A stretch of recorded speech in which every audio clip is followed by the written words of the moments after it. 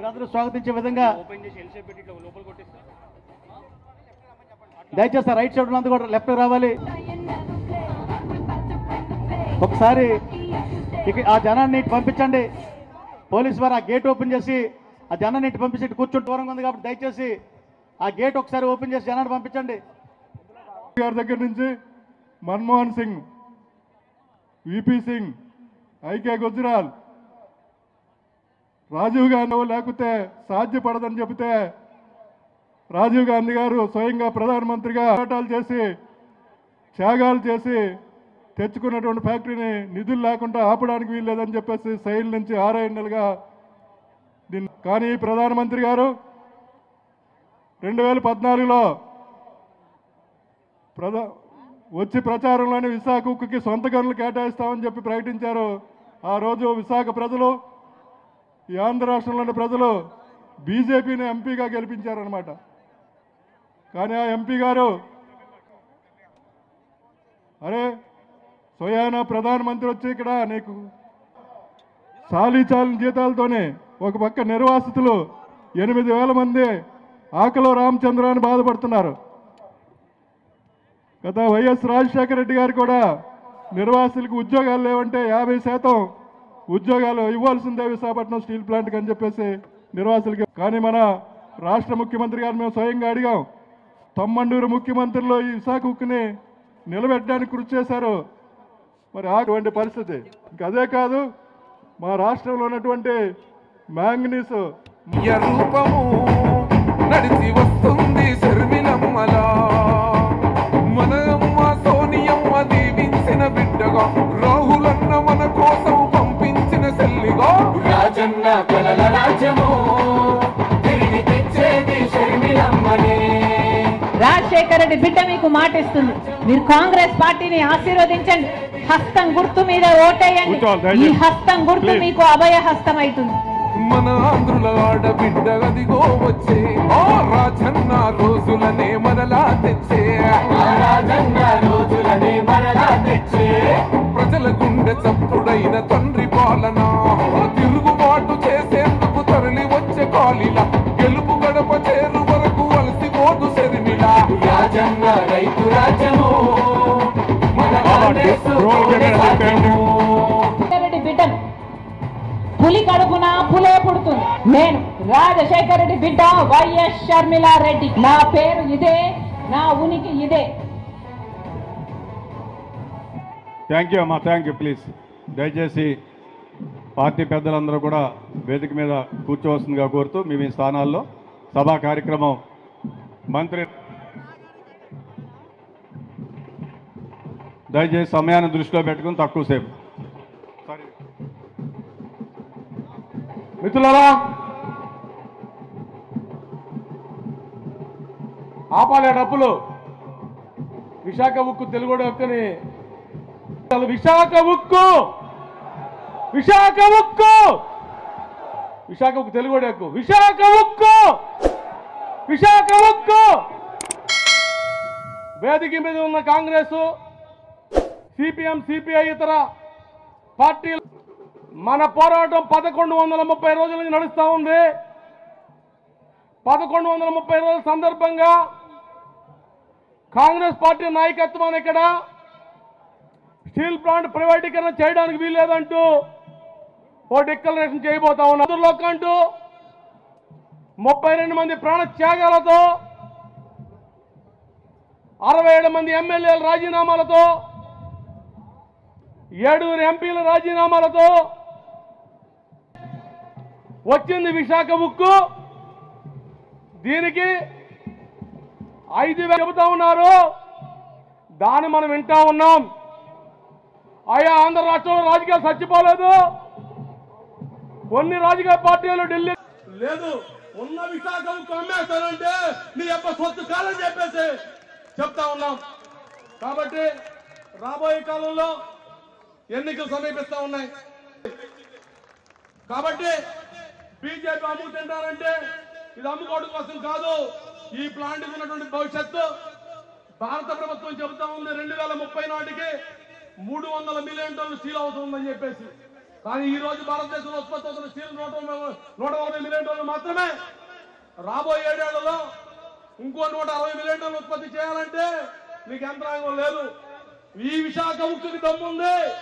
3.2 నుంచి 6.3, 6.3 నుంచి 7.3, 7.3 నుంచి 11.7, 11.7 నుంచి 16.5, 20 మిలియన్ టన్నులు పోయేదాని కోసం సిద్ధంగా ఉన్నాం. నువ్వు కోరిస్తావా, ఓరిస్తావా, రైల్వే రేట్లు ఇస్తావా అని ప్రభుత్వాన్ని అడుగుతా ఉన్నాం. దౌర్భాగ్యం ఏంటంటే భారత ప్రభుత్వం దగ్గర కోలియరంట కొనసాగుతుందని చెప్పేసి కాంగ్రెస్ పార్టీకి, కమ్యూనిస్ట్ పార్టీకి ధన్యవాదాలు తెలియజేస్తూ సెలవు తీసుకుంటా ఉన్నారు. Thank you very much sir. ఇప్పుడు మాజీ కేంద్ర మంత్రివర్యులు కేబినెట్ లో హెచ్ఆర్డి మంత్రిగా పనిచేసి ఆనాడు డాక్టర్ మన్మోహన్ సింగ్ గారి కేబినెట్ లో విశాఖ ఉక్కు కోసం ఎంతో పోరాటం చేసినటువంటి సిడబ్ల్యూసీ సభ్యులు పెద్దలు ఎంఎం పళ్ళంరాజు గారిని మాట్లాడారు.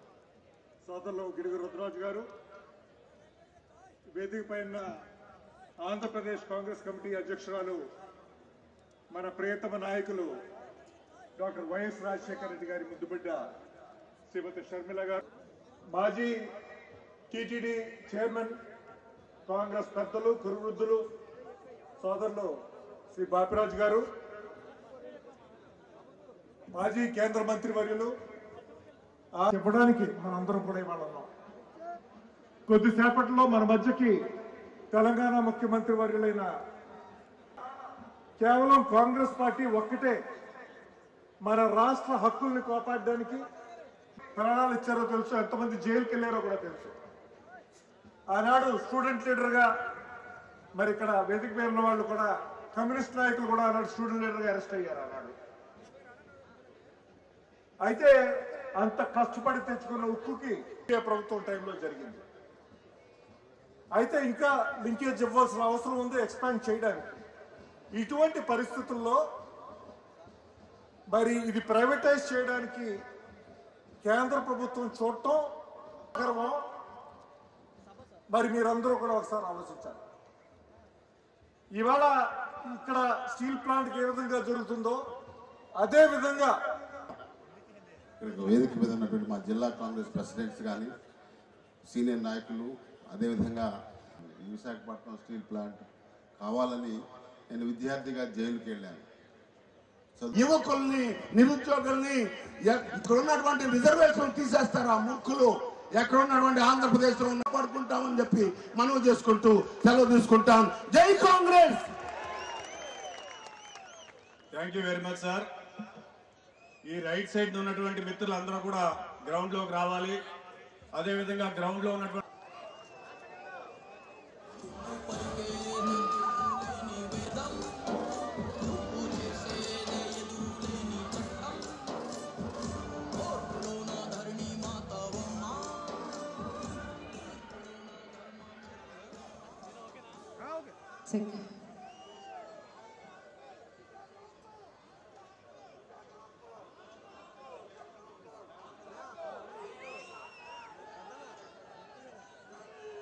విశాఖ ఉక్కు, విశాఖ ఉక్కు, విశాఖ ఉక్కు. ఇంకొకటి కూడా, ప్రత్యేక హోదా అంటే మన ఊపిరి అనాలి. ప్రత్యేక హోదా, ప్రత్యేక హోదా మన ఊపిరి, ప్రత్యేక హోదా మన ఊపిరి, ప్రత్యేక హోదా మన ఊపిరి. వేదిక మీద ఉన్న పెద్దలందరికీ, సిపిఐ, సిపిఎం నాయకులకు, కార్యకర్తలకు, రాజశేఖర రెడ్డి గారి అభిమానులందరికీ, చేరి వచ్చిన ప్రతి అక్కకు, ప్రతి చెల్లికి, ప్రతి అన్నకు, ప్రతి తమ్ముడికి, ప్రతి అమ్మకు, ప్రతి అయ్యకు మీ రాజశేఖర రెడ్డి బిడ్డ శిరస్సు వంచి చేతులు జోడించి మనస్ఫూర్తిగా నమస్కరించుకుంటాం.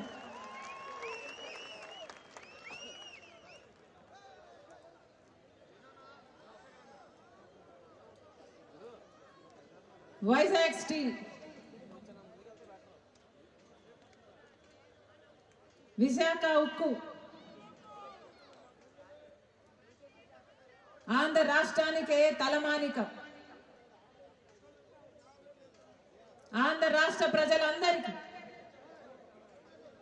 ఆత్మ గౌరవం, విశాఖ ఉక్కు ఒక కారాగారం మాత్రమే కాదు, ఒక ఇండస్ట్రీ మాత్రమే కాదు.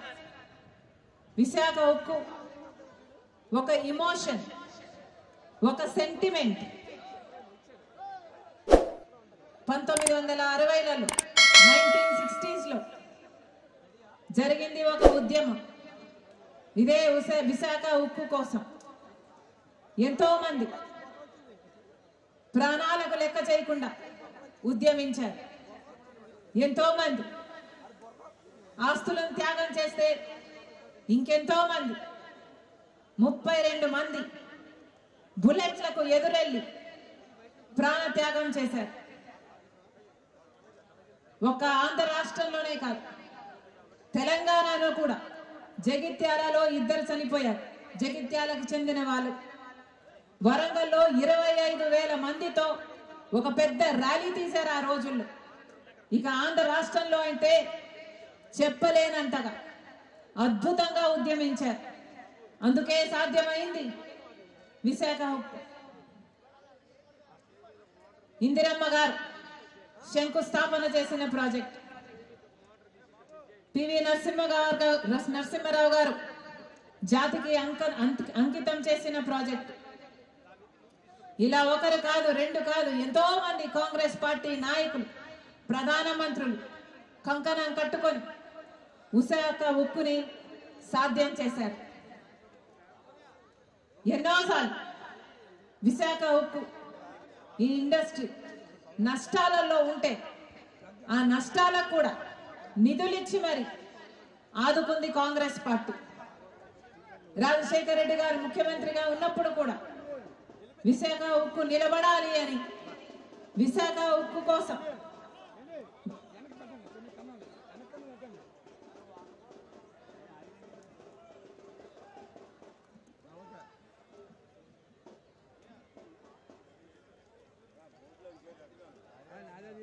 ఎంతో చేశాడు రాజశేఖర రెడ్డి గారు విశాఖ ఉక్కు కోసం. రాజశేఖర రెడ్డి గారు బ్రతికే ఉంటే విశాఖ ఉక్కుకు ఈ ఫ్యాక్టరీకి సొంతంగా మైనింగ్ కోసం మైన్స్ కూడా సొంత గనులే ఈ పార్టీకి ఏర్పాటు చేసేవాడు రాజశేఖర రెడ్డి గారు. కానీ దురదృష్టం, కాంగ్రెస్ పార్టీ ఎన్ని ప్రయత్నాలు చేసినా ఈ రోజు వరకు ఒక సొంత మైన్ లేకపోయింది విశాఖ ఉక్కు. కానీ 2014 వరకు లాభాలలో నడిచిన ఫ్యాక్టరీ. ఆ తర్వాత క్రమంగా ఒకటొకటిగా వచ్చిన ప్రభుత్వాల ప్రోత్సాహం లేకపోతే క్రమంగా నష్టాల్లో, క్రమంగా అప్పుల్లో కూరుకుపోయింది విశాఖ స్టీల్. కారణం ఎవరు? దొంగలు ఊళ్ళు దోచుకున్నారు అన్నట్టు ఈ విశాఖ ఉక్కును దోచుకోవడానికి తయారయ్యారు కేంద్ర రాష్ట్ర ప్రభుత్వాలు. కారణం 35,000 ఎకరాల ల్యాండ్ బ్యాంక్ ఉన్న ఫ్యాక్టరీ విశాఖ ఉక్కు. దాదాపు లక్షల కోట్లు విలువ చేస్తుంది. అదే గనుక ఈ ఫ్యాక్టరీని నష్టాల పాలు చేసి అప్పుల పాలు చేస్తే ఇక అడ్డేముంది, ఇది నష్టాలలో ఉంది అని చెప్పి దీన్ని ప్రైవేటైజ్ చేయొచ్చు అని కుట్ర పన్నారు కేంద్ర రాష్ట్ర ప్రభుత్వాలు. ఇందాక అంకుల్ చెప్పినట్టు, రఘువీరారెడ్డి గారు చెప్పినట్టు, ఒక కుక్కను చంపాలంటే ఇది పిచ్చిది అని పుకారు పుట్టిస్తే చాలట, పెద్ద పని కాదు. అలాగే విశాఖ ఉక్కుకు సంబంధించి ఒక్కొక్కటిగా అసలు మైన్ లేకుండా ఇంతవరకు ఉంది అంటే దానికి ప్రధాన కారణమే ప్రభుత్వాలు. ఆ బాధ్యతను విస్మరించారు కాబట్టే ఈరోజు నష్టాలలో కూరుకుపోయింది. ఒకవైపేమో మైన్ లేదు, ఇంకోవైపేమో రా మెటీరియల్ కొనాలి అంటే రేట్లేమో ఆకాశానికి అంటుతున్నాయి, ఇంకొక వైపేమో ఆ రా మెటీరియల్ సరఫరా చేయాలి అంటే దాని కాస్ట్ పెరిగింది. ఎలక్ట్రిసిటీ విషయంలోనూ అంతే. ఇలా ఒక్కొక్క అంశంగా కాలుకు కాలు చేతికి చేతిగా ఒక్కొక్కటిగా నరుక్కుంటూ వస్తే ఒట్టి మొండెం మొగులుతుంది, ఇక అమ్మడానికి ఏ ఆటంకం ఉండదు అని ఇదే పన్నాగం పల్లారు కేంద్ర రాష్ట్ర ప్రభుత్వం. గంగవరం పోర్టు చూస్తున్నాం. రాజశేఖర రెడ్డి గారు ఉన్నప్పుడు గంగవరం పోర్టు 30 సంవత్సరాలలో మళ్ళీ ప్రభుత్వం చేతుల్లోకి రావాలి అనుకున్నాడు రాజశేఖర రెడ్డి గారు. ఆ 30 సంవత్సరాలలో 15 సంవత్సరాలు అయ్యే పోయింది. ఇంకొక 15 సంవత్సరాలు ఉంటే గంగవరం పోర్టు రాష్ట్ర ప్రభుత్వం చేతుల్లోకి వచ్చేది. కానీ ఇప్పుడు జగనన్న గారు ఏం చేశారు? రాజశేఖర రెడ్డి గారి కొడుకు అనిపించుకుంటున్న జగనన్న గారు ఏం చేశారు? అదే గంగవరం పోర్టును కేవలం 6,500 రూపాయలకు వాల్యుయేషన్ వేశారు. 50,000 కోట్లు విలువ చేసే పోర్టుని 6,500 రూపాయలు వాల్యుయేషన్ వేశారు. 600 కోట్ల రూపాయలకు మొత్తానికే గంగవరం పోర్టుకు అదానీ పాలు చేశాడు జగనన్న గారు. ఇది అన్యాయం కాదా? ఒక సామెత ఉంది, పోసమ్మ పోగు చేస్తే మైసమ్మ మాయం చేసిందట. రాజశేఖర రెడ్డి గారు గంగవరం పోర్టు మళ్ళీ ప్రభుత్వం చేతుల్లోకి రావాలి 30 సంవత్సరాలలో అని రాజశేఖర రెడ్డి గారు నిర్దేశిస్తే, జగనన్న గారేమో మొత్తానికే గంగవరం పోర్టుకి బీజేపీ బానిసలుగా మారిన జగనన్న గారేమో మొత్తానికే గంగవరం పోర్టును ప్రభుత్వం చేతుల్లోకి ఎప్పుడూ రాకుండా అదానికి అప్పచెప్పారు. ఇది అన్యాయం కాదా? పక్కనే ఉంది జింక్ ఫ్యాక్టరీ కూడా. దాని పరిస్థితి ఏమిటి? ఏమైంది దాని పరిస్థితి? ఇలాగే ప్రైవేటైజ్ చేశారు, దాంతో మొత్తానికి ఫ్యాక్టరీయే మూసేశారు, ఆ ఎంప్లాయీస్ అందరినీ తరిమి కొట్టారు. ఇప్పుడు అదొక రియల్ ఎస్టేట్ వెంచర్ గా తయారు కాబోతుంది. అదే చేయాలనుకుంటున్నారు విశాఖ స్టీల్లో కూడా. ఇదే పన్నాగం పన్నారు. కేవలం ల్యాండ్ బ్యాంక్ కోసం ఈరోజు విశాఖ ఉక్కును ప్రైవేటైజ్ చేయాలని ఒక్కొక్క అంశంగా క్రమంగా, ఇది లాభాలలో ఉన్న ప్రాజెక్టు, క్రమంగా నష్టాల్లోకి తీసుకువెళ్లారు, అప్పుల్లోకి తీసుకువెళ్లారు. ఈరోజు కనీసం జీతాలకు కూడా ఇచ్చే దిక్కు లేకుండా పోయింది అంటే కారణము కేంద్ర రాష్ట్ర ప్రభుత్వాలు కాదా? ఆదుకోవాల్సిన బాధ్యత వాళ్ళకి లేదా?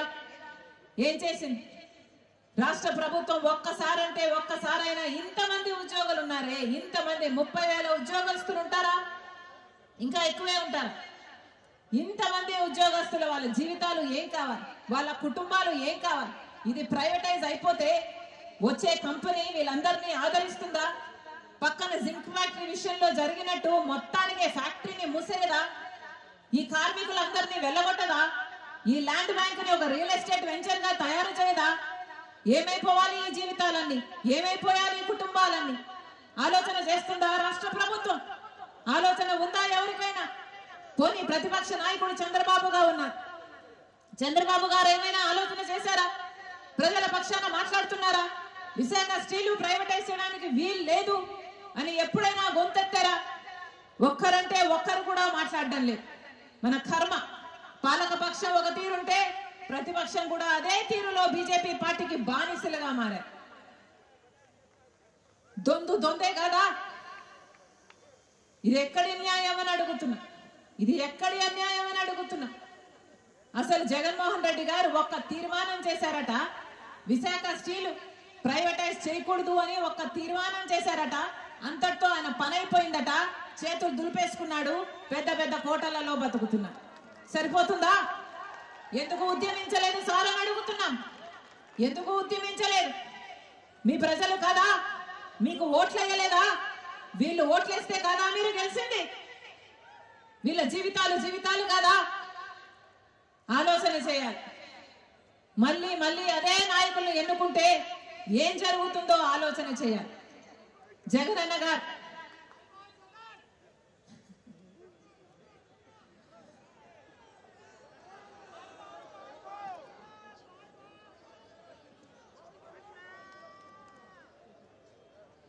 ఇంకోవైపు చంద్రబాబు గారు ఎందుకు పొత్తు పెట్టుకుంటున్నారు సార్ బీజేపీ పార్టీతో? ప్రజలకు సమాధానం చెప్పండి అని అడుగుతున్నారు.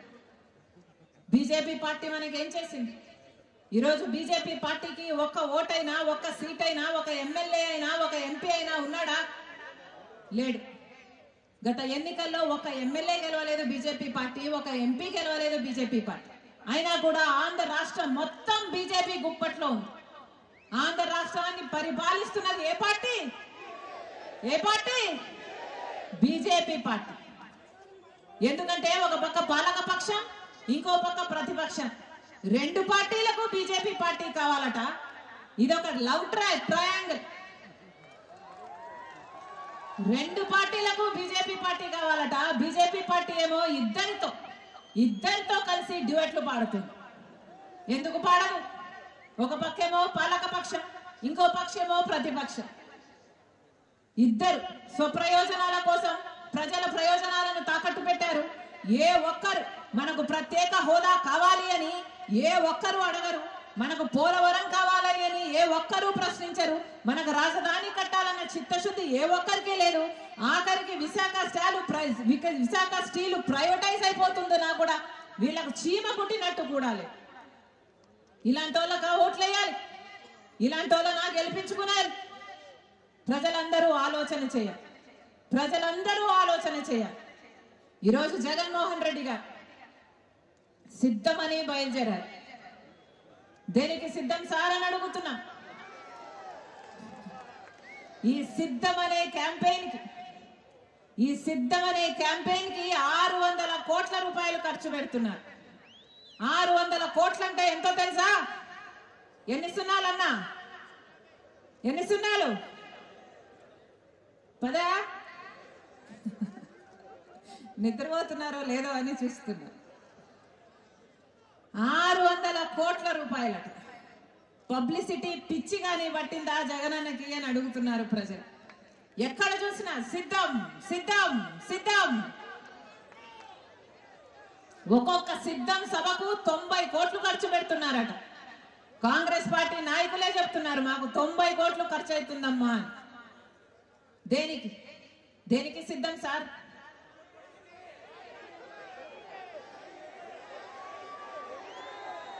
మళ్ళీ 8 లక్షల కోట్లు అప్పు చేయడానికి సిద్ధమా? మళ్ళీ బీజేపీ పార్టీతో అక్రమ పొత్తు పెట్టుకోవడానికి సిద్ధమా?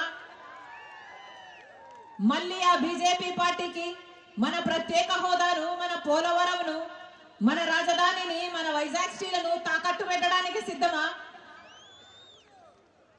మళ్ళీ పూర్తి మద్యపాన నిషేధం అని చెప్పి మహిళలను మోసం చేయడానికి సిద్ధమా? మళ్ళీ 2,30,000 ఉద్యోగాలు, ప్రభుత్వ ఉద్యోగాలు ఖాళీగా ఉన్నాయి. నేను వాటిని భర్తీ చేస్తాను, ప్రతి సంవత్సరము జాబ్ క్యాలెండర్ ఇస్తాను, మెగా డిఎస్సి 23,000 ఉద్యోగాలతో వేస్తానని చెప్పి యువకులను మళ్ళీ మోసం చేయడానికి సిద్ధమా? రైతులకు 3,000 కోట్లతో ధర స్థిరీకరణ నిధి ఏర్పాటు చేస్తామని చెప్పారు. మళ్ళీ రైతుల్ని మోసం చేయడానికి సిద్ధమా? దేనికి సిద్ధం? ప్రజలను మోసం చేయడానికి మీరు సిద్ధమైతే ప్రజలు మీకు బుద్ధి చెప్పడానికి, మిమ్మల్ని ఇంటికి పంపడానికి ప్రజలు కూడా సిద్ధం.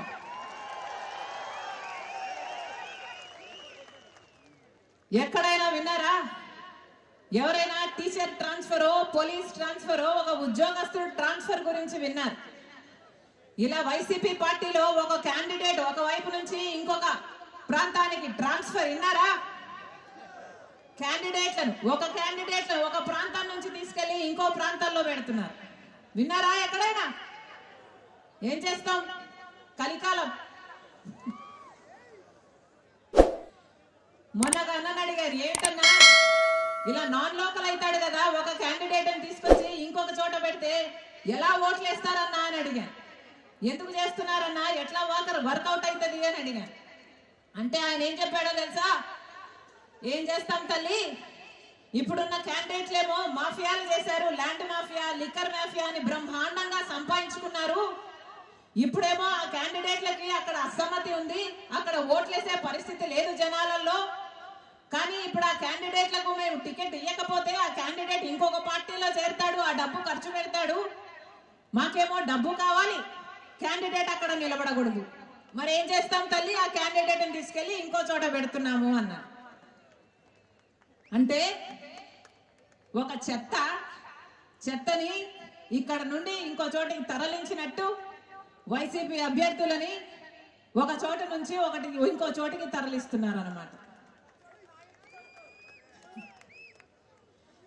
ఇది ఎక్కడ విడ్డూరం?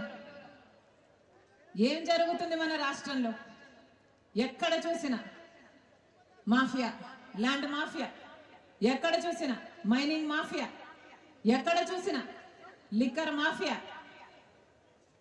పూర్తి మద్యపాన నిషేధం అని చెప్పాడు జగనన్న గారు. జరిగిందా? ఏమన్నా జరిగిందా? పూర్తి మద్యపాన నిషేధం చేయకపోతే అసలు నేను ఓట్లే అడగను అన్నాడు జగనన్న గారు. పూర్తి మద్యపాన నిషేధం నా మేనిఫెస్టోలో పెట్టాను. నాకు మేనిఫెస్టో బైబిల్, ఖురాను, భగవద్గీతతో సమానం అని చెప్పాడు జగనన్న గారు. అయిందా మద్యపాన నిషేధం? మద్యపాన నిషేధం కాలేదు కదా. ఈ రోజు మద్యం అమ్ముతున్నది ఎవరు? సర్కారే. సర్కారే మద్యం అమ్ముతుంది. వాళ్ళు ఏది అమ్ముతే అది కొనుక్కోవాలట. వాళ్ళు ఎంతకు అమ్ముతే అంతకు కొనుక్కోవాలట. బయట సామాను, బయట బ్రాండ్లు ఏవి ఇక్కడ దొరకవట. అవునా? ఏం జరుగుతున్నాయి ఇక్కడ? భూమ్ భూమ్ అట, క్యాపిటల్ అట,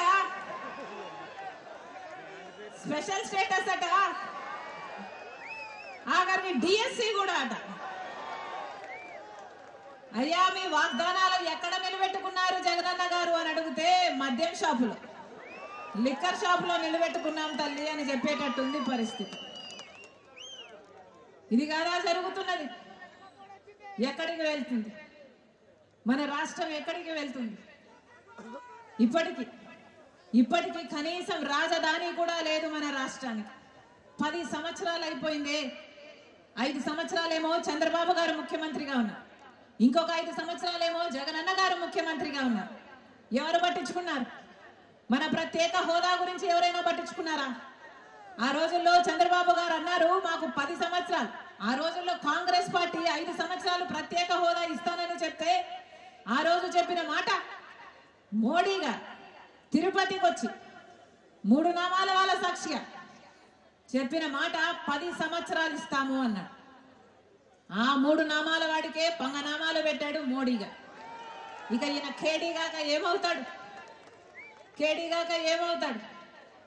10 సంవత్సరాలు ఇస్తామన్నాడు. ఇప్పటికి 1 సంవత్సరం కూడా ఇయ్యలేదు. 10 సంవత్సరాలు గడిచిపోయింది, కనీసం ఆలోచన కూడా చేయటం. ఆ రోజు చంద్రబాబు గారు చెప్పిన మాట మాకు 10 సంవత్సరాలు సరిపోదు, 15 సంవత్సరాలు కావాలి అని. ఆ రోజు చంద్రబాబు గారు చెప్పిన మాట 15 సంవత్సరాలు మాకు ప్రత్యేక హోదా కావాలి, ప్రత్యేక హోదా కోసమే మేము పొత్తులు పెట్టుకుంటున్నామని చెప్పాడు. బీజేపీ పార్టీతో పొత్తులు పెట్టుకున్నాడు. ఆఖరికి బీజేపీ పార్టీ గెలిచిన తర్వాత వాళ్ళ మంత్రివర్గంలో పదవులు కూడా తీసుకున్నాడు చంద్రబాబు గారు. తీరా ముఖ్యమంత్రి అయ్యాడు. ప్రత్యేక హోదా కోసం ఏమైనా మాట్లాడా? ప్రత్యేక హోదా మళ్ళీ సంజీవినా అని మళ్ళీ ఊసరవల్లి లాగా రంగులు మార్చిన వాడు చంద్రబాబు. ఊసరవల్లి కూడా మన చంద్రబాబు గారి దగ్గరే రంగులు మారడం నేర్చుకోవాలి.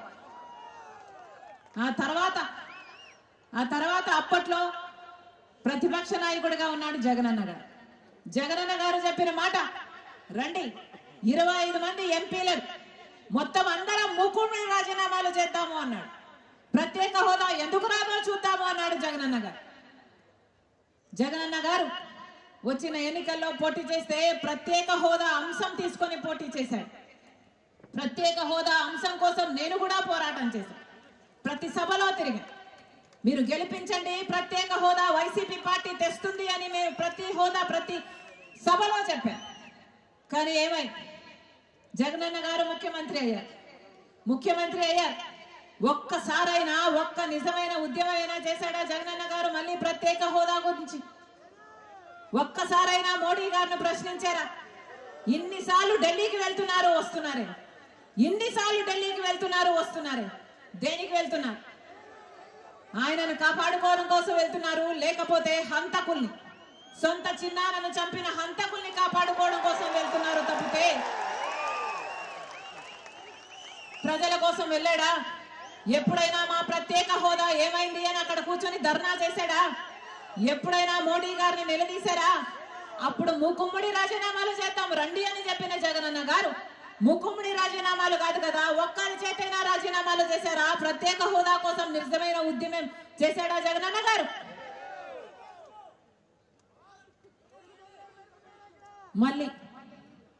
మళ్ళీ చెప్తున్నా, ప్రత్యేక హోదా రావాలి అంటే కాంగ్రెస్ పార్టీ అధికారంలోకి రావాలి. మళ్ళీ చెప్తుంది కాంగ్రెస్ పార్టీ ప్రత్యేక హోదా. రాహుల్ గాంధీ గారు చెప్పిన మాట అధికారంలోకి వచ్చిన వెంటనే మొట్టమొదటి సంతకం ప్రత్యేక హోదా మీదనే పెడతామని రాహుల్ గాంధీ గారు చెప్పారు.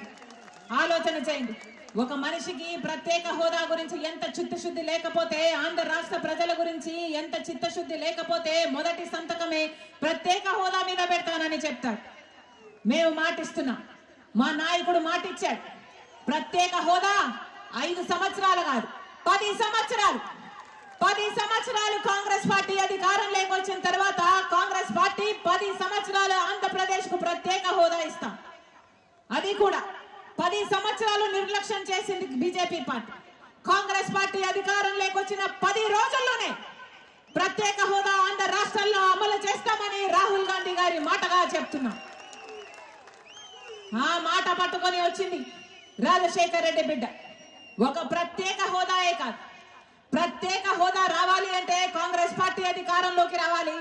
పోలవరం ప్రాజెక్టు పూర్తి కావాలి అంటే కాంగ్రెస్ పార్టీ అధికారంలోకి రావాలి. మనకు తలెత్తుకునేటట్టు ఒక రాజధాని కావాలి అంటే, ప్రత్యేక హోదా కావాలన్నా, పోలవరం కావాలన్నా, రాజధాని కావాలన్నా కాంగ్రెస్ పార్టీ అధికారంలోకి రావాలి.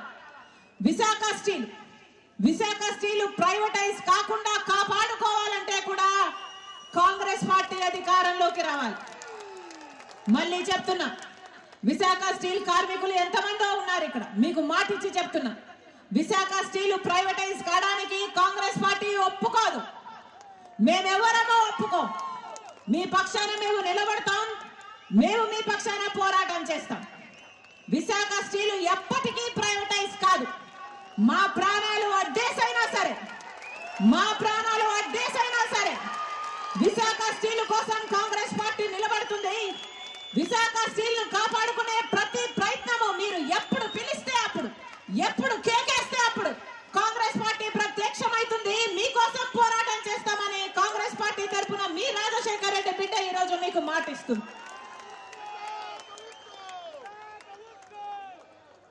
నేను రాజశేఖర్ రెడ్డి బిడ్డను.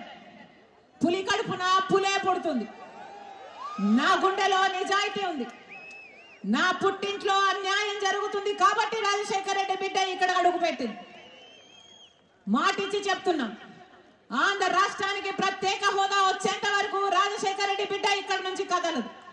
పోలవరం ప్రాజెక్టు సాధించుకునేంత వరకు రాజశేఖర్ రెడ్డి బిడ్డ ఇక్కడ నుంచి కదలదు. మనకు అద్భుతమైన రాజధాని కట్టించుకునేంత వరకు రాజశేఖర్ రెడ్డి బిడ్డ ఇక్కడ నుంచి కదలదు. ప్రైవేటైజ్ కాకుండా విశాఖపట్నం ప్రజలకు కూడా మాటిస్తున్నాం, మీరు ఎప్పుడు పిలిస్తే అప్పుడు రాజశేఖర్ రెడ్డి బిడ్డ ఇక్కడ ప్రత్యక్షం అవుతుంది, మీ తరఫున పోరాటం చేస్తుంది అని మీ చేతిలో చేసి మాటిస్తున్నా. మళ్ళీ చెప్తున్నాం, ఇంకో 2 నెలల్లో ఓట్లున్నాయి, ఎలక్షన్లు ఉన్నాయి. ఓటు అనేది మీ చేతుల్లో ఉన్న ఆయుధం.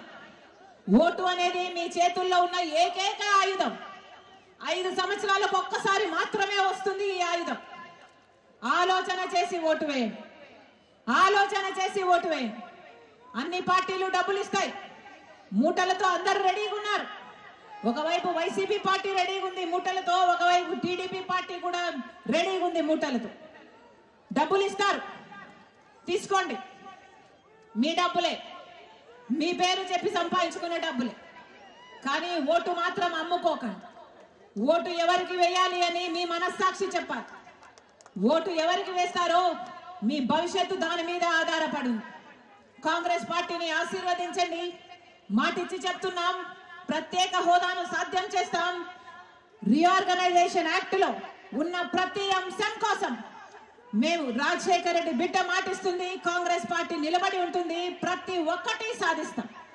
విశాఖ స్టీలును కాపాడుకోవడమే కాదు, రాజశేఖర్ రెడ్డి గారి సంక్షేమ పాలన మళ్ళీ మీ చేతుల్లో పెడతామని, మీ గడప వరకు తీసుకొస్తానని రాజశేఖర్ రెడ్డి బిడ్డ మీకు మాటిస్తుంది. ఆ పోస్టర్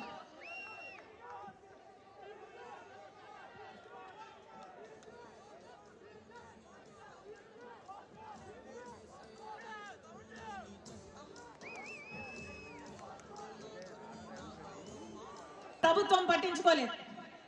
జగనన్న గారు చెప్పిన మాట 2,30,000 ఉద్యోగాలు ప్రభుత్వ శాఖల్లో ఖాళీగా ఉన్నాయి, అధికారంలోకి వచ్చిన వెంటనే అవి భర్తీ చేస్తామని చెప్పారు. ప్రతి సంవత్సరము సంక్రాంతి ఎలా వస్తుందో జాబ్ క్యాలెండర్ కూడా ప్రతి సంవత్సరము వస్తుందని చెప్పారు. 23,000 డిఎస్సి ఉద్యోగాలు, టీచర్ ఉద్యోగాలు ఖాళీగా ఉన్నాయి. 7,000 ఉద్యోగాలే ఎందుకు భర్తీ చేస్తున్నావు చంద్రబాబు గారు అని ఆ రోజు సిగ్గులేదా అని తిట్టాడు జగనన్న గారు. మరి ఈ రోజు 23,000 ఉద్యోగాలను భర్తీ చేయాల్సిన జగనన్న గారు కేవలం 6,000 ఉద్యోగాలతో ఒక మెగా డిఎస్సి కాదు, ఒక డగా డిఎస్సి విడుదల చేశారు. అది కూడా 5 సంవత్సరాల తర్వాత. ఈ 5 సంవత్సరాలు ఏం చేశారు? కుంభకర్ణులా నిద్రపోయారా? గుడ్డి గుర్రాలకు పళ్ళు దుమ్మారా? గాడిదలు కాసారా? 5 సంవత్సరాలు పట్టించుకోలేదు. ఇప్పుడు ఒక దగా డిఎస్సి అని ప్రవేశపెట్టారు. కాంగ్రెస్ పార్టీ మీకు మద్దతుగా నిలబడుతుంది. కాంగ్రెస్ పార్టీ అధికారంలోకి వచ్చినాక 2,30,000 ఉద్యోగాలు ఉన్నాయి. మొత్తం అన్ని భర్తీ చేస్తామని మా మాట చెప్తున్నాం.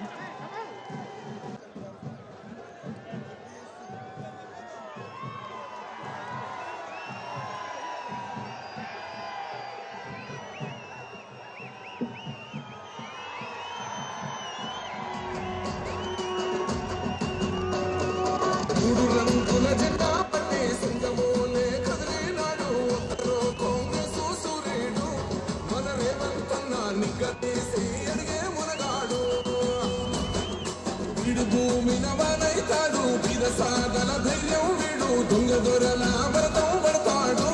మన రేవంతన్న పేద ఇంటికి పండుగ తెస్తాడు.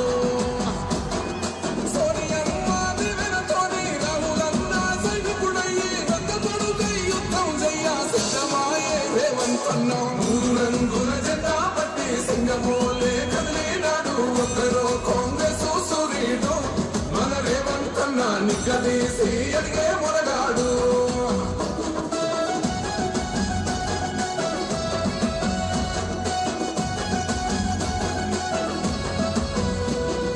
దాడులెన్ని జరిగిన గాని దడవలేదు రేవంతన్న. గంతకంతా ఎత్తుకు ఎదిగాడు.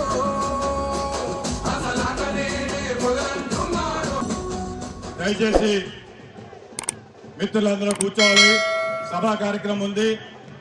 ఈనాటి ఈ కార్యక్రమానికి తెలంగాణ ప్రదేశ్ కాంగ్రెస్ కమిటీ అధ్యక్షులు, తెలంగాణ ముఖ్యమంత్రి మన ప్రీతమ నాయకులు రేవంత్ రెడ్డి గారు వచ్చారు. వారికి ఆంధ్రప్రదేశ్ కాంగ్రెస్ కమిటీ తరఫున సాదరంగా స్వాగతం పలుకుతూ మీ అందరినీ కూడా తప్పకతోటి వారిని స్వాగతం పలకవలసిందిగా కోరి ప్రార్థిస్తున్నాను. త్వరలో ఈ రాష్ట్రంలో జరగబోయేటువంటి ఎన్నికల్లో కర్ణాటకలో ఆనాడు కాంగ్రెస్ గెలిచింది, మొన్న తెలంగాణలో గెలిచింది. నేడు జరిగేటువంటి ఎన్నికలు ఆంధ్రప్రదేశ్ లో కూడా కాంగ్రెస్ పార్టీ గెలుస్తుందనడానికి మన రేవంత్ రెడ్డి గారు, షర్మిలారెడ్డి గారి యొక్క నాయకత్వంలో మనందరూ కూడా కలిసి పనిచేస్తే తప్పనిసరిగా ఆంధ్రప్రదేశ్ లో కాంగ్రెస్ పార్టీకి పూర్వ వైభవం రావడం ఖాయం అనేటువంటి విషయాన్ని దృష్టిలో పెట్టుకుని ఆల్ ఇండియా సిపిఐ సెక్రటరీగా ఉన్నటువంటి పెద్దలు నారాయణ గారు ఇచ్చేశారు. సమయాన్ని దృష్టిలో పెట్టుకుని మన ప్రదేశ్ కాంగ్రెస్ కమిటీ అధ్యక్షులు గారు రేవంత్ రెడ్డి గారు ఇద్దరు కలిసి ప్రారంభిస్తారు. దాని తర్వాత మన ప్రీతం ముఖ్యమంత్రి గారు ఆంధ్రప్రదేశ్ చెప్తే టైం చాలదు.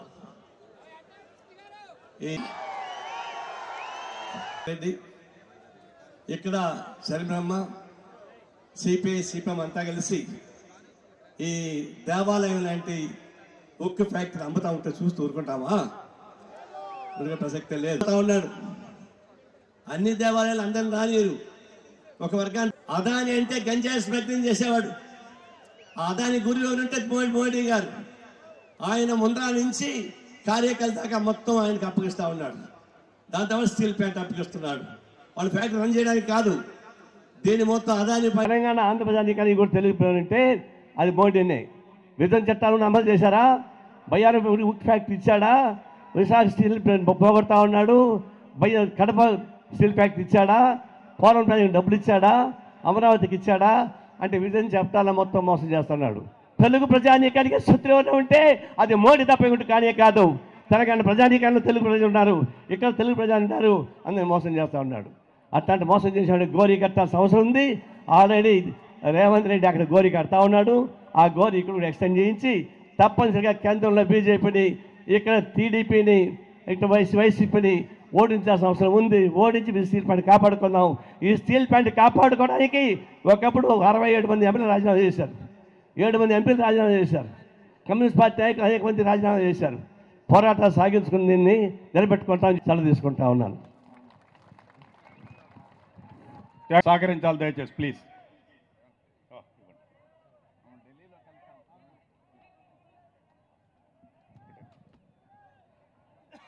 వేదిక పైన పెద్దలు, ముఖ్యంగా తెలంగాణ రాష్ట్ర ముఖ్యమంత్రి రేవంత్ రెడ్డి గారు, ఆంధ్రప్రదేశ్ కాంగ్రెస్ కమిటీ అధ్యక్షురాలు శ్రీమతి షర్మిలమ్మ గారు, పార్టీ రాష్ట్ర కార్యదర్శి వి శ్రీనివాసరావు గారు అనివార్య కారణాల వల్ల రాలేకపోయారు. వారి తరఫున నేను మాట్లాడుతున్నాను.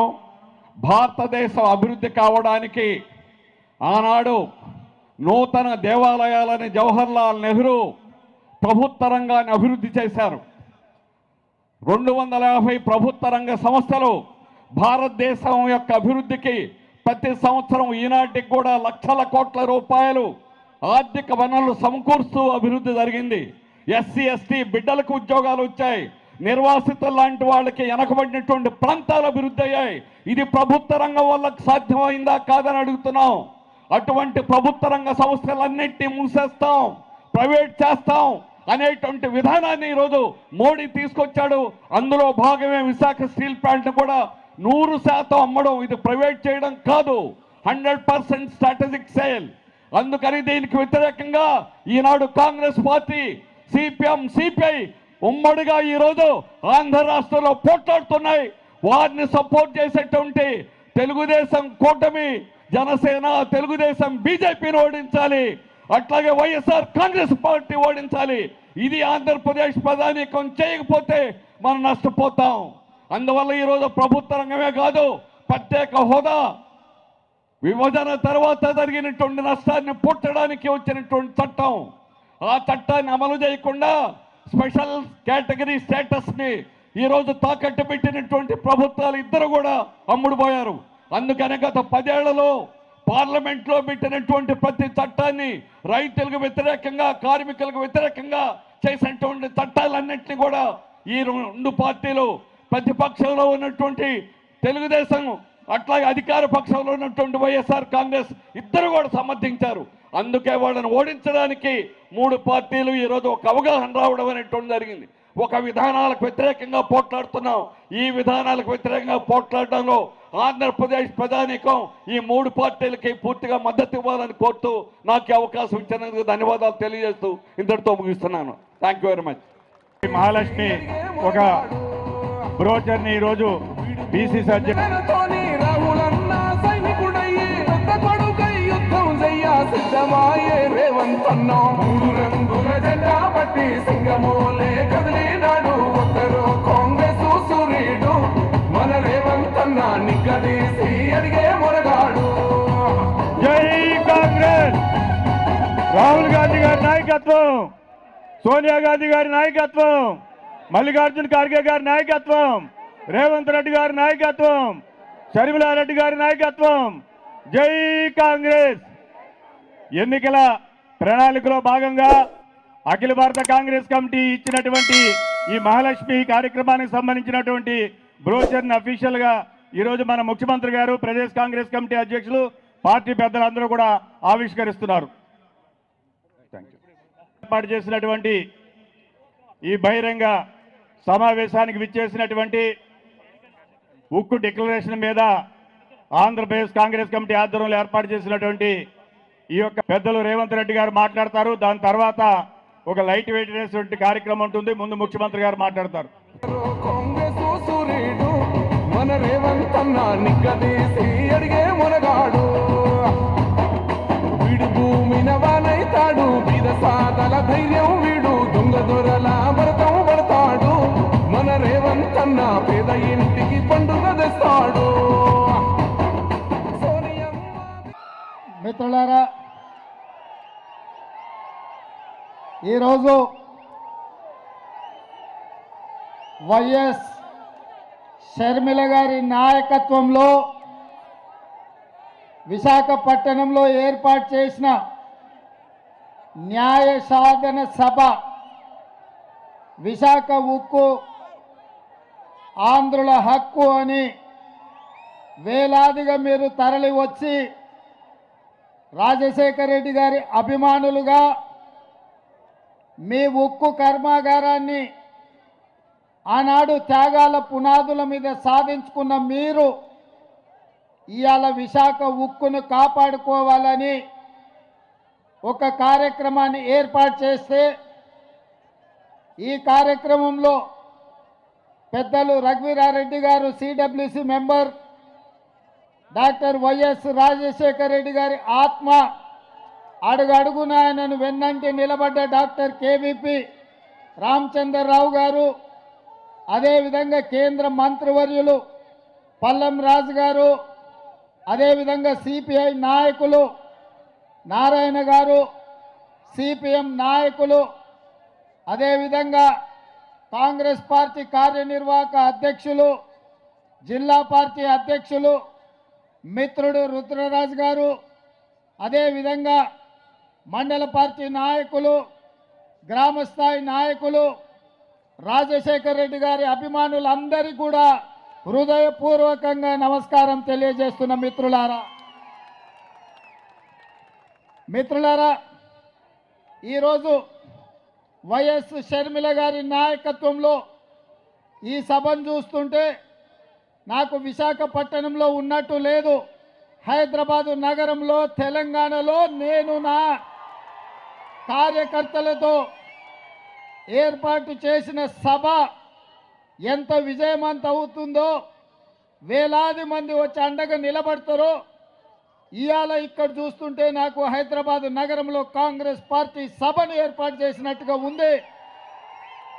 వాస్తవంగా నేను ఈ సభకు రావాలనుకున్నప్పుడు కొంతమంది మిత్రులు అన్నారు, అక్కడ కాంగ్రెస్ పార్టీ లేదు కదా, మీరెళ్ళి సభ వైఫల్యం చెందితే మనకు చెడ్డ పేరు వస్తుంది కదా అని.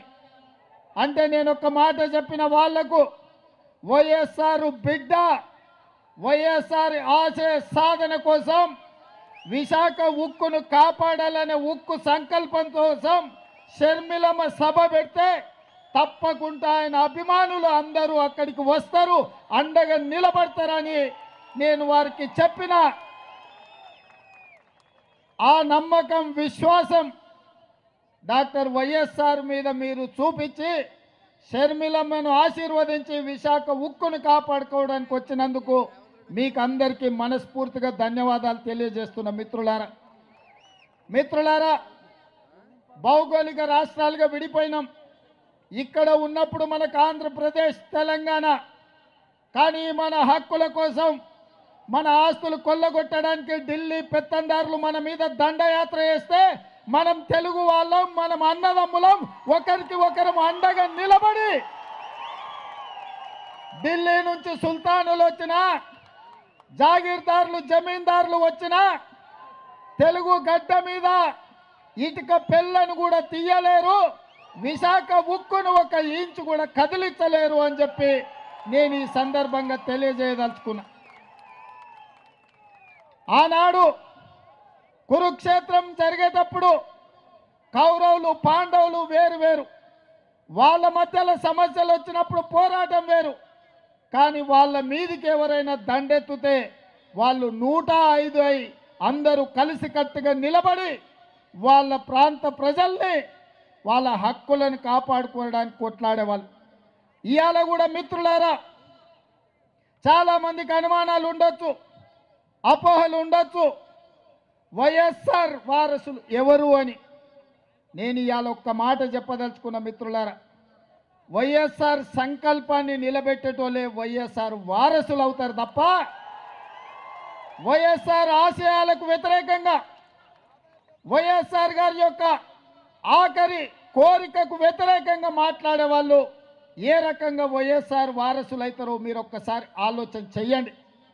ఇవాళ ఆంధ్రప్రదేశ్లో ఇక్కడున్న పరిస్థితులు, ఇక్కడి రాజకీయాలను కాంగ్రెస్ పార్టీ తెలంగాణ శాఖ అధ్యక్షుడిగా తెలంగాణ రాష్ట్ర ముఖ్యమంత్రిగా కొన్ని సంవత్సరాల నుంచి నిశితంగా గమనిస్తున్నా. ఈ ప్రాంతానికి ఇక్కడ పాలించే నాయకులుగా మేము కావాలనుకుంటున్నారు.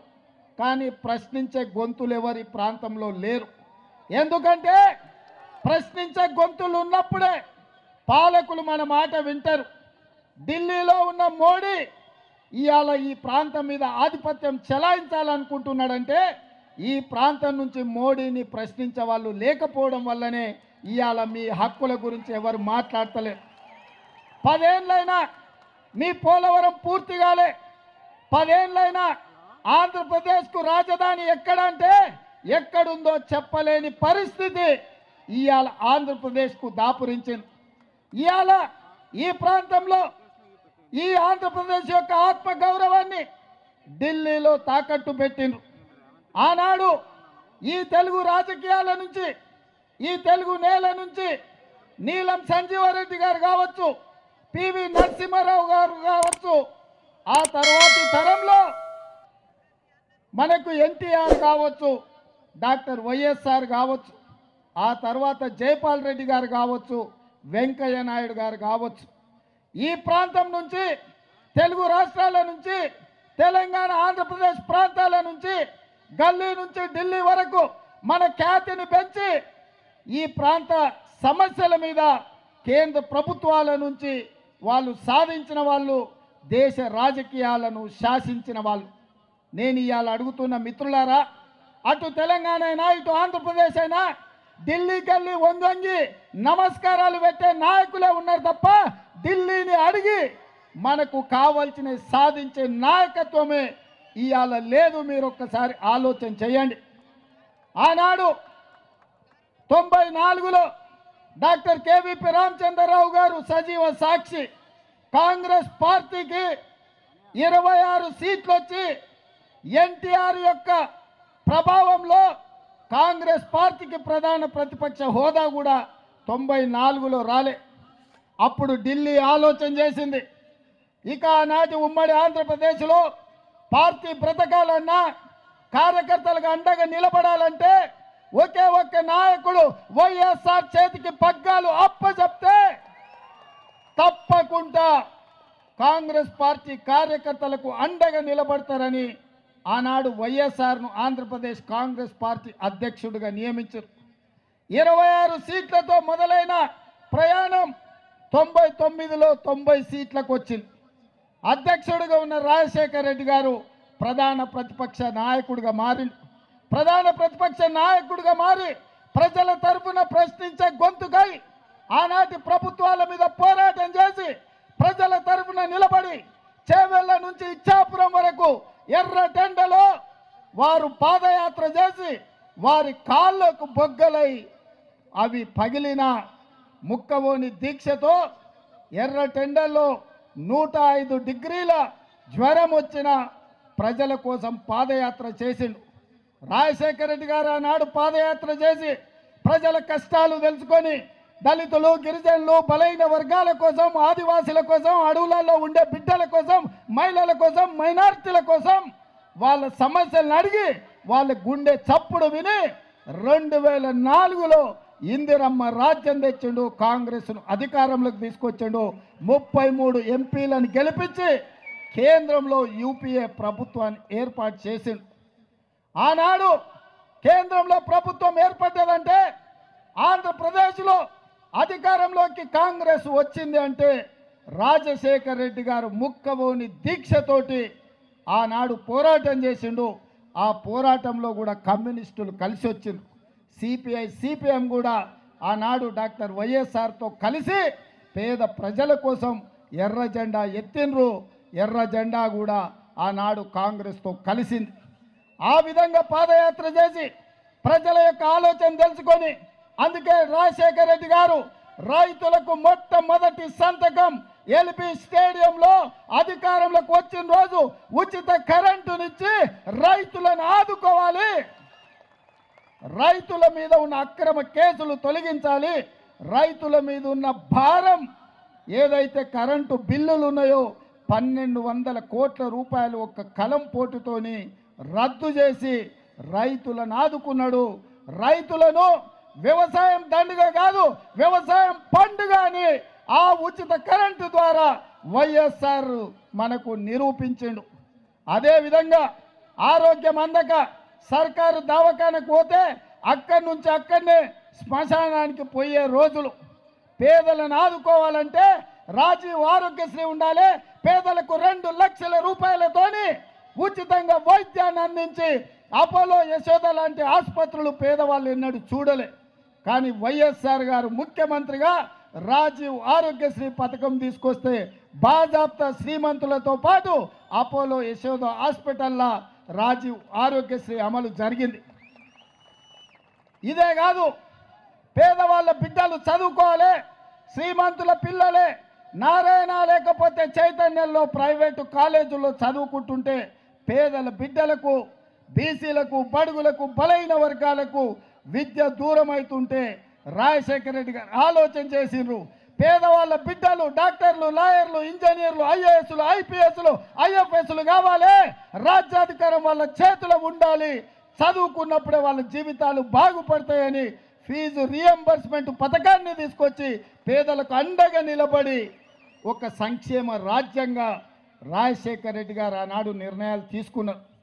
ఆ తర్వాత కరువులు కాటకాలు కాలిపోతున్న మోటార్లు పేలిపోతున్న ట్రాన్స్ఫార్మర్లు రైతుల ఆత్మహత్యలు చెట్లకు ఉరేసుకుంటుంటే నేతన్నలు గీతన్నలు చచ్చిపోతుంటే ఈ బలైన వర్గాలను ఆదుకోవాలి రైతులను బాగు చేయాలి అని జలయజ్ఞం తీసుకొచ్చింది డాక్టర్ వైఎస్ఆర్. జలయజ్ఞంలో భాగంగానే మీ పోలవరం ప్రాజెక్టుకు మొట్టమొదటి పునాది రాయబడ్డదన్న సంగతి నేను గుర్తు చేయదలుచుకున్నా. మీ హంద్రీ నీవా లాంటి ప్రాజెక్టులు పోతిరెడ్డిపాడు లాంటి ప్రాజెక్టులను రాజశేఖర రెడ్డి గారు కరువు నేలైన రాయలసీమకు నీళ్ళు ఇవ్వడం ద్వారా నా జన్మ ధన్యమవుతుందని ఆ రోజు వారు మొదలుపెట్టిండ్రు. మరి ఇవాళ మిత్రులారా ఉచిత కరెంటు కావచ్చు, రాజీవ్ ఆరోగ్యశ్రీ కావచ్చు, ఫీజు రియంబర్స్మెంట్ కావచ్చు, జలయజ్ఞం ప్రాజెక్టులు కావచ్చు, కేంద్రం నుంచి అన్ని రకాల సహకారంతో ఆనాడు వైఎస్ఆర్ గారు ఈ ప్రాంతాన్ని అభివృద్ధి చేసి ఒక సంక్షేమ రాజ్యంగా అభివృద్ధి రాష్ట్రంగా హైదరాబాద్లో ఔటర్ రింగ్ రోడ్డు విషయంలో కావచ్చు, అంతర్జాతీయ ఎయిర్పోర్ట్ కావచ్చు, ఐటీ కంపెనీలు కావచ్చు, ఫార్మా కంపెనీలు కావచ్చు, వాటన్నిటిలో వారు ముందు నిలబడి ఆ ప్రాంత అభివృద్ధికి పునాదులు వేసిండు. ప్రాణహిత చేవెళ్లను ప్రారంభించి తెలంగాణ ప్రాంతాన్ని కూడా అభివృద్ధి పదం వైపు రైతులను ఆదుకునే కార్యక్రమాలు తీసుకున్నాడు. మరి నేను ఇవాళ అడుగుతున్న మిత్రులారా, ఇవాళ రాష్ట్రాలుగా మనం విడిపోయినాం, కానీ తెలుగు వాళ్ళుగా కలిసి ఉండాలి, ఒకరికొకరం తోడుగా ఉండాలి. ఇవాళ మోడీ ధైర్యమేంది, మోడీ బలమేంది, మోడీ బలగమేంది, బీజేపీ అంటే అర్థమేందో ఇవాళ ఆంధ్రప్రదేశ్ మిత్రులు ఆలోచన చేయాలి. బీజేపీ అంటే బాబు జగన్ పవన్, ఈ ముగ్గురు బీజేపీ. బాబు జగన్ పవన్ మోడీ బలం, మోడీ బలగం. ఇంక ఆంధ్రప్రదేశ్ ప్రజల కోసం మోడీ ఎందుకేం చేస్తాడు? ఎవరు గెలిచినా ఆయన దొడ్లోకి పోయేటోళ్ళే. ఈ ఆంధ్రప్రదేశ్లో 25 ఎంపీలు మోడీ ఖాతాలో ఉండేటివే. మీరు ఈడ అనుకోవచ్చు మేము ఈ పక్కన ఉన్నాం లేకపోతే ఆ పక్కన ఉన్నామని. అయ్యా జగన్ రెడ్డి పక్కన ఉన్నా, పెద్దలు చంద్రబాబు నాయుడు గారి పక్కన ఉన్నా, వీళ్ళిద్దరు కలిసి ఢిల్లీలో వెళ్తే మోడీ పక్కనే ముత్యాల ముగ్గులో రావు గోపాలరావు పక్కన ఇద్దరు ఉంటారు, తందానా తానా అనేటోళ్ళు. వీళ్ళిద్దరు అదే కదా ఢిల్లీకి వెళ్తే. ఢిల్లీలో వీళ్ళు ఎవరైనా మోడీని అడుగుతారా? మోడీని నిలదీస్తారా? మీ ప్రాంతం కోసం ఏమైనా తెస్తారా? మరి ఒకవేళ తెచ్చేటట్టు అయితే 5 ఏళ్ళు వారున్నారు, 5 ఏళ్ళు వీరున్నారు. పోలవరం పూర్తెందుకు కాలే, రాజధాని రాలేదెందుకు మనకు? మీరు ఒక్కసారి ఆలోచన చేయండి మిత్రులారా. వాళ్ళిద్దరూ పాలన చేసే నాయకులు కావాలనుకుంటున్నారు, వాళ్ళిద్దరూ ప్రశ్నించే గొంతులు కావాలని అనుకుంటలేరు మిత్రులారా. ఇవాళ అందుకే నేను అబద్ధాలు చెప్పదలుచుకోలే, అలవి కాని మాటలు మీకు నేను చెప్పదలుచుకోలే. వాస్తవంగా మీకు కావాల్సింది పాలకులు కాదు, మీకు కావాల్సింది ప్రశ్నించే గొంతుకలు. ఎందుకంటే ఈ ప్రాంతం సమస్యల మీద జాతీయ స్థాయిలో నిలదీసే వాళ్ళు, నిటారుగా కొట్లాడే వాళ్ళు కావాలి. వెన్నెముక లేని నాయకత్వం మీ సమస్యల్ని పరిష్కరించదు. నిటారుగా నిలబడి కొట్లాడే నాయకత్వం మీ సమస్యల్ని పరిష్కరిస్తారు. అందుకే మీరు ఒక్కసారి ఆలోచన చేయండి. 78లో మొదటిసారి వైఎస్ఆర్ గారు ఎమ్మెల్యేగా అయిన తర్వాత మొదటి రౌండ్లోనే మంత్రి అయిండు.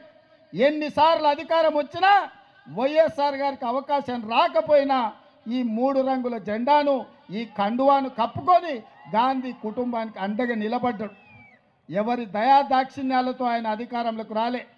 ఆయన నడిచిండు. ఆయన రక్తాన్ని చెమటగా మార్చి ప్రాణహిత చేవెళ్ళ నుంచి ఇచ్చాపురం వరకు తన రక్తాన్ని దారబోసి కాంగ్రెస్ను అధికారంలోకి తెచ్చి ఆ తర్వాతనే ముఖ్యమంత్రి కుర్చీ ఎక్కిండు. మరి ఇవాళ మిత్రులారా, షర్మిలమ్మ ఇక్కడ ఏదో ఉందని అట్లా పోయి కుర్చీలో కూర్చుంటా అని రాలే. అన్ని ఆలోచన చేసింది, నాతో మాట్లాడింది. అన్న నేను అక్కడికి పోతున్నా, ఏం చేయాలి అంటే, ఎందుకమ్మా ఆడ ఏం లేదు కదా అన్న. ప్రజలు కష్టాలలో ఉన్నారు. ఇక నేను నిర్ణయించుకున్నా, వైఎస్ఆర్ మా నాన్నగారి ఆశయ సాధన కోసం ఈరోజు ఆంధ్రప్రదేశ్ ప్రజలు కష్టాలలో ఉన్నారు. వాళ్ళకు అండగా నిలబడడానికి నాకు వయసు ఉంది, ఓపిక ఉంది, వాళ్ళ కోసం కొట్లాడే శక్తి ఉంది. నేను మళ్ళా వెనక్కి వెళ్తున్నా. వైఎస్ఆర్ బిడ్డగా, ఆయన రాజకీయ వారసురాలుగా ఎక్కడైతే పోగొట్టుకున్నామో అక్కడనే మొదలు పెడతాం. వైఎస్ఆర్ ఆశయ సాధను ఆంధ్రప్రదేశ్ గడ్డ మీద జెండా బాతుతాం. నేను కొట్లాడతా, నేను కాంగ్రెస్ పార్టీని నిలబెడతా, ఆంధ్రప్రదేశ్ హక్కులను సాధిస్తా అని వారు చెప్పినారు. వారికి తెలియదు అనుకుంటున్నారా ఈ ప్రాంతంలో ఎన్నికల్లో నెగ్గడం అంత ఆశామాసి కాదని? అచ్చోసిన ఆంబోతులాక వాళ్ళిద్దరు తలపడుతుంటే అది తెలియదని షర్మిలమ్మ రాలే. షర్మిలమ్మ ఆలోచన చేసింది, కఠోరమైన నిర్ణయం తీసుకున్నది. ఆంధ్రప్రదేశ్ ప్రజల పక్షాన నిలబడాలి, పోలవరం పూర్తి చేయాలి, అమరావతిలోనూ మీ క్యాపిటల్ సిటీని కట్టాలి, అదేవిధంగా విశాఖ ఉక్కును ఎవడో వచ్చి అప్పనంగా అమ్ముకుంటుంటే చూస్తూ ఊరుకుంటామా అని చెప్పి ఇవాళ ఇక్కడికి వచ్చింది. ఆనాడు లక్షలాది మంది రోడ్లెక్కి ప్రాణ త్యాగాలు చేసి 32 మంది ఆత్మ బలిదానాలతో విశాఖ ఉక్కు ఆంధ్రుల హక్కుగా ఈ సంస్థ ఏర్పడితే అదానీ అంబానీలకు, అదానీ గారి కోసం ప్రధాని గారు తెగ నమ్ముతుంటే వీళ్ళెవరు ప్రశ్నించే పరిస్థితి లేదు. అందుకే ఈరోజు కష్టాలైనా సరే, కష్టాలైనా కన్నీళ్ళైనా మంచైనా చెడైనా మీ మధ్యలో ఉండాలి, మీకు అండగా నిలబడాలి అన్న ఆలోచనతోని ఇవాళ షర్మిలమ్మ మీకోసం కొట్లాడుతుంది. రాజకీయ ప్రయోజనం ఆశించో అప్పనంగా అధికారం వస్తుందనో ఇవాళ షర్మిలమ్మ కొట్లాడతలేదు. కష్టమైనా సరే ఇప్పుడు ప్రశ్నించే గొంతుగా ఉండాలి, ప్రజల పక్షాన నిలబడాలి అని ఆంధ్రప్రదేశ్ ప్రజల కోసం అండగా నిలబడడానికి షర్మిలమ్మ వచ్చింది. ఇవాళ కొంతమంది మాట్లాడుతున్నారు, రాజశేఖర రెడ్డి గారికి షర్మిలమ్మకు ఎట్లా ఆయన వారసత్వాన్ని క్లెయిమ్ చేస్తుందని. నేను ఆ సోయిలేని వాళ్ళని ఒక మాట అడగదలుచుకున్నా. రాజశేఖర రెడ్డి గారి చివరి కోరిక ఏందయ్యా? రాహుల్ గాంధీ గారిని ప్రధానమంత్రిని చెయ్యడమే చివరి కోరిక కింద మాట్లాడింది. కాంగ్రెస్ పార్టీని అధికారంలోకి తేవడమే తన లక్ష్యంగా, తన బాధ్యతగా వైఎస్ఆర్ గారు మాట ఇచ్చిండ్రు. ఆడ కేవీపీ రామచంద్రరావు గారు, రఘువీర్ అన్న ఉన్నాడు, ఆయనకు అత్యంత సన్నిహితులు. వారు చెప్పిందే రాహుల్ గాంధీ గారిని ప్రధానమంత్రిని చేయాలి, కాంగ్రెస్ పార్టీకి అత్యధికంగా సీట్లు తీసుకురావాలి. ఏ రోజు కూడా రాజశేఖర రెడ్డి గారు బీజేపీతో అంటగాగలే, బీజేపీ నీడని కూడా రాజశేఖర రెడ్డి గారి మీద పడనివ్వలే. ఏ రోజు కూడా సెక్యులర్ ఫోర్సెస్కు వెనకాల నిలబడ్డాడు. ఏ రోజు కూడా కమ్యూనల్ ఫోర్సెస్తో అంటగాగలే. అధికారం ఉన్నా అధికారం లేకపోయినా, కేసులు పెట్టినా, జైల్లో పెట్టే పరిస్థితి వచ్చినా, ఒక ప్రజాస్వామికవాదిగా, ఒక సెక్యులర్ నాయకుడిగా వైఎస్ఆర్ నిలబడ్డాడు. మరి వైఎస్ఆర్ వారసులమని చెప్పుకునేటోళ్ళు ఇవాళ ఎవరి పక్కన నిలబడ్డారు, ఎవరి ఆశయం కోసం కొట్లాడుతున్నారని నేను అడుగుతున్నా. ఇదేనా వైఎస్ఆర్ వారసుడిగా మీరు చేసేది? మోడీకి అండగా నిలబడి సెక్యులర్ ఉన్న ఈ రాష్ట్రాన్ని ఒక కమ్యూనల్ చేతిలో పెట్టదలుచుకున్నారా? షర్మిలమ్మ అడిగినట్టుగా మణిపూర్లో లక్షలాది మంది నిరాశ్రయులై వేలాది మందిని చంపుతుంటే మోడీ ప్రభుత్వం ముష్కరులకు అండగా నిలబడితే ఒక్కసారైనా మీరు ప్రశ్నించినరా నేను అడుగుతున్నా. గోద్రాలో సంఘటనలు జరుగుతుంటే మోడీని ఆ రోజు వైఎస్ఆర్ గారు అడిగినరు కడిగినరు. మరి ఆయన వారసులైతే మణిపూర్లో జరిగిన అరాచకం మీద మాట్లాడాలి కదా, ఎందుకు మాట్లాడలేదు మిత్రులారా? మీరా వైఎస్ఆర్ వారసులు? షర్మిలమ్మ పక్కన వైఎస్ఆర్ అని ఎట్లా పెట్టుకుంటుందని, వైఎస్ఆర్ అంటేనే వై షర్మిలారెడ్డి, ఆమె పేరే వైఎస్ఆర్. కొత్తగా వైఎస్ఆర్ పెట్టుకునేది ఏముందయ్యా? షర్మిలారెడ్డి అంటేనే వైఎస్ఆర్ అంటేనే షర్మిలమ్మ, అవతల షర్మిల అనాల్సిన పనే లేదు మిత్రులారా. వైఎస్ఆర్ అంటేనే షర్మిలమ్మ, నిజమైన వారసురాలు షర్మిలమ్మ.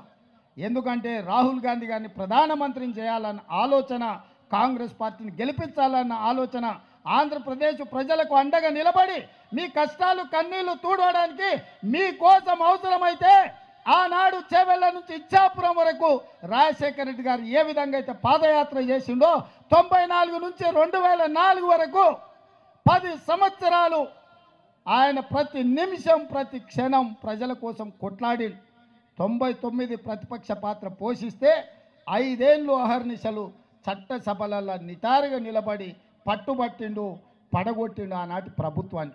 మరి ఇవాళ మిమ్మల్ని అడగదలుచుకుని వేదిక మీద నుంచి ఆంధ్రప్రదేశ్ ప్రజలు, మీరు విజ్ఞులు, తెలివి కల్లోలు, ప్రపంచంలోనే ఆంధ్రప్రదేశ్కు సంబంధించిన వాళ్ళు ఐటీ రంగాలలో, ఫార్మా రంగాలలో, ఐఏఎస్లలో, ఐపీఎస్లలో రాణించిన వాళ్ళు, ప్రపంచానికి ఒక దిక్సూచిగా మారిన వాళ్ళు ఈ ప్రాంతం నుంచి ఉన్నారు.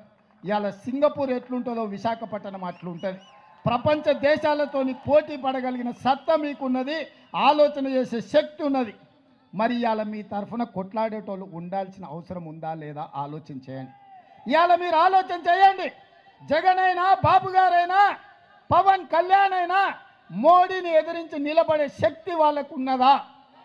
మరి వాళ్ళకు లేనప్పుడు ప్రశ్నించే గొంతుగా షర్మిలమ్మ ఈ రాష్ట్రంలో కాంగ్రెస్ పార్టీకి అండగా నిలబడి మిమ్మల్ని అందరినీ మీ కష్టాలలో తోడుగా ఉండాలని వచ్చినప్పుడు ఆశీర్వదించాల్సిన అవసరం ఉందా లేదా మీరు ఆలోచన చెయ్యండి.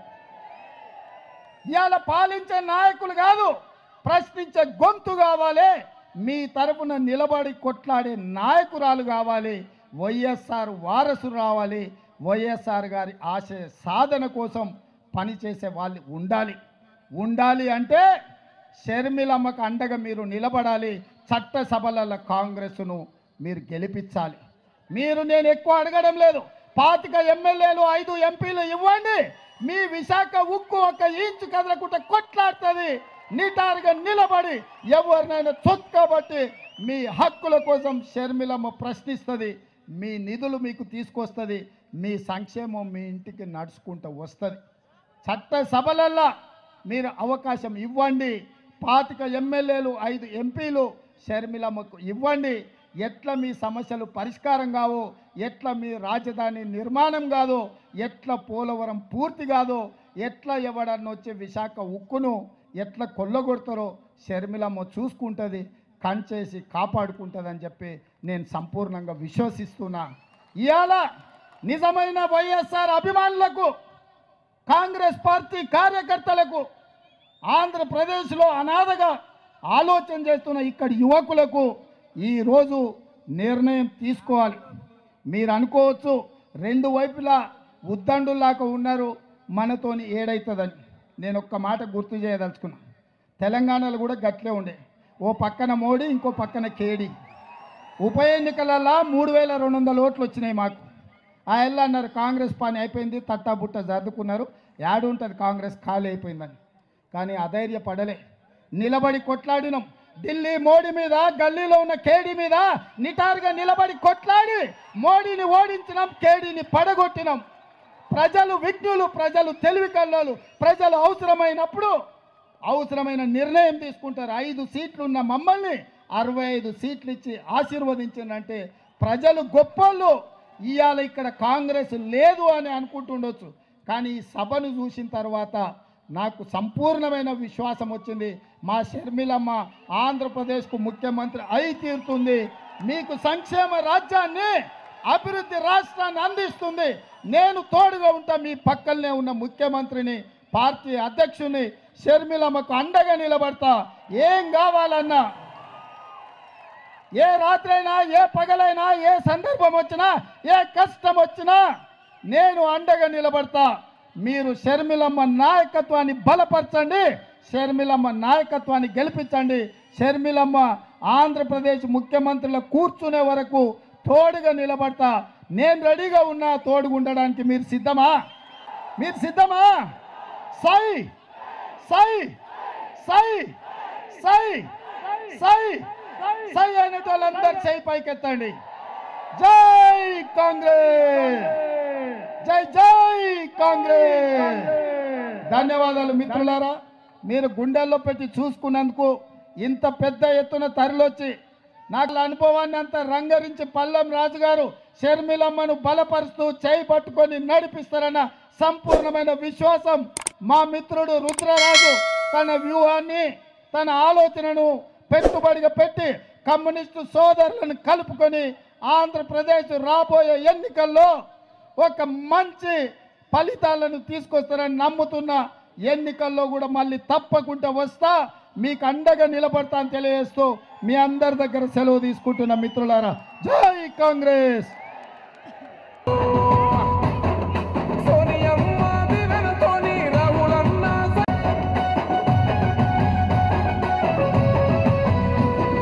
దాడులెన్ని జరిగిన గాని దడువలేదు అమరవీరుల త్యాగం చూసి ఉక్కు సత్యాగ్రహం ట్రైలర్ లాంచ్. సౌండ్ ఆఫ్ ఉక్కు సత్యాగ్రహం సినిమా ట్రైలర్ లాంచ్. బాబు, ఉక్కు సత్యాగ్రహం ట్రైలర్ లాంచ్ చేయమని ఆ నిర్మాత గారు అడుగుతున్నారు. ఒకసారి లాంచ్ అయింది.